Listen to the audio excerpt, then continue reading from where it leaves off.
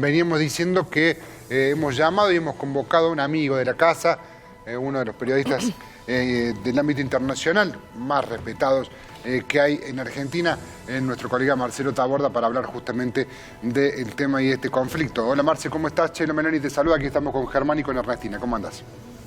Hola Chelo, ¿cómo les va ahí a ustedes? Un poco ansiosos por el partido de instituto de esta tarde, no te voy a mentir. Bien. O sea, más allá Siempre en la... Más allá de lo que vamos a hablar. La trinchera de Marcelo es la Sucre. La Sucre. Ahí vamos. Sí, ahí es donde vamos. Bueno, el que originalmente, cuando usted iba a palcos, Germán Negro, nosotros íbamos con... Taborda siempre fue a la Sucre y yo iba a la Popular porque era un pobre.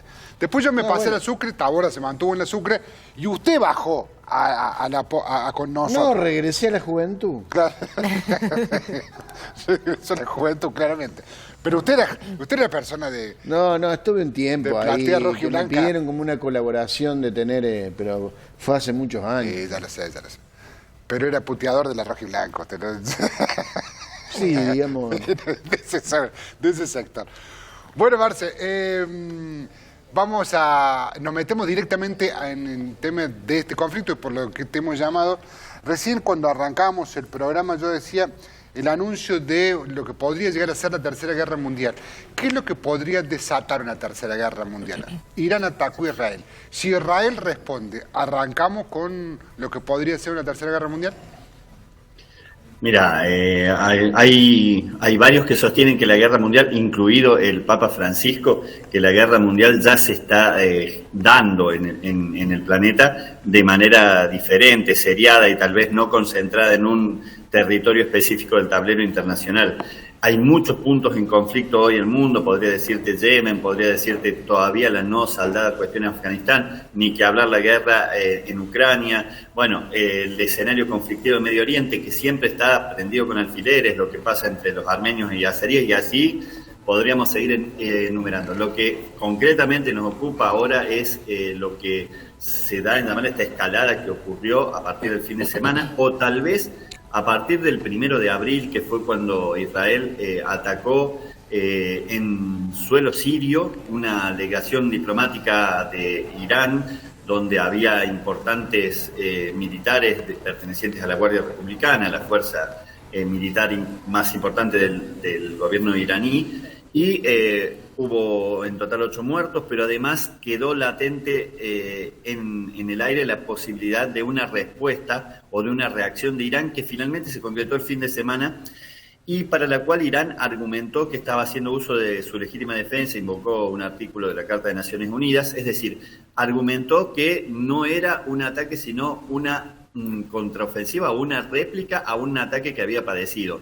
Algo similar a lo que hoy, a esta hora, hace Israel, argumentando que está evaluando cuál va a ser la respuesta o la réplica para lo que considera una agresión de parte de Irán. Lo cierto es que las situaciones fueron diferentes, obviamente, porque bueno, el ataque que Israel realiza en suelo sirio, según la argumentación del gobierno de Benjamín Netanyahu, no fue a una sede diplomática, sino que argumenta que del lado del consulado, la embajada iraní, hay una suerte de búnker donde periódicamente se reúnen altos mandos de la Guardia Republicana para planear o decidir ataques a diferentes intereses israelíes o judíos en diferentes partes del mundo y en la propia, en el propio Estado de Israel creado en 1948. Hay que decir que la puja entre Irán e Israel no es nueva. Estando en la zona de conflicto hace más de una década, yo creo ya la memoria me falla, y asistiendo a clases, invitado por el Mashab, que es la Cancillería israelí, a periodistas en zonas de conflicto, siempre nos explicaban que la hipótesis de conflicto de Israel no era tanto con los movimientos palestinos o con los palestinos en sí, sino con Irán. Siempre estuvo en la mira y sobre todo la protesta israelí contra los planes nucleares del Estado teocrático que de alguna manera comandan los ayatolás, ¿no? El régimen de los ayatolás. Y hay que recordar que en épocas de Barack Obama hubo un avance sobre el desarrollo pacífico del plan nuclear que apoyaban los 5 países con derecho a veto en el Consejo de Seguridad de la ONU, Rusia, China, el Reino Unido, Francia y el propio Estados Unidos, más Alemania, por eso se llamaba el 5+1.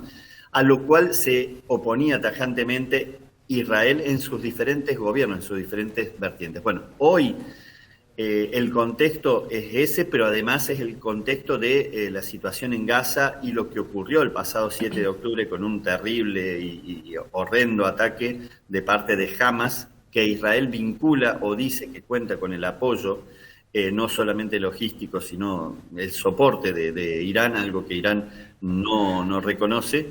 Sí es clara la vinculación de Irán con otro movimiento islamista como es Hezbollah, que actúa en el Líbano y que tiene un peso preponderante muy importante en el Líbano, que es vecino también de Israel. Ahora, sí. No, Marce, lo que te quería decir, que esta escalada, la que vos marcabas a partir de octubre y todo lo que desencadenó hasta acá, se da justamente cuando con la mediación de Arabia Saudita se iban a firmar acuerdos muy importantes para la paz en Medio Oriente, dentro de los que estaba involucrado Israel, ¿no? Y a partir dicen de lo de octubre, fue una jugada de Irán para tumbar esos acuerdos por la paz. ¿Están así? A ver, esa es una de las lecturas. No sé si es la única, bueno, no es la única, de hecho. Es cierto que había un acercamiento, como también había un acercamiento entre Teherán y Arabia Saudita, que son los dos grandes polos que se disputan la influencia sobre el mundo islámico. Los persas iraníes, que son chiitas, y los sunitas, que actúan sobre todo bajo la órbita de Arabia Saudita. Entonces esa puja parecía quedar atrás también en negociaciones que simultáneamente se estaban haciendo dos bandas. No nos olvidemos que también, hablando de involucramientos argentinos, el BRICS incorporó al mismo tiempo, a principios de este año, tanto Arabia Saudita como Irán. Digo, en una alianza que también estaba invitada a la Argentina y desistió al último momento con el cambio de gobierno y el actual presidente Javier Milei. Pero al margen de eso, es cierto lo que vos decís, Germán, que de alguna manera ese acercamiento volvía a de alguna manera tener un peso específico contra Irán, con alianzas que hasta hace un tiempo eran impensadas, por ejemplo, alianzas estratégicas entre Israel y Arabia Saudita, que no habían dejado contentos a todos en ninguno de ambos bandos, sobre todo en lo que eran los países árabes por un lado y también en el territorio de Israel. Y hablando de contextos, hay que decir también que el momento en que se produce el ataque de Hamas y luego la represalia, que ha sido también condenada a nivel internacional por la magnitud que tuvo, sobre todo, y el impacto que tuvo en población civil, más de 33.000 muertos y población civil afectada en Gaza.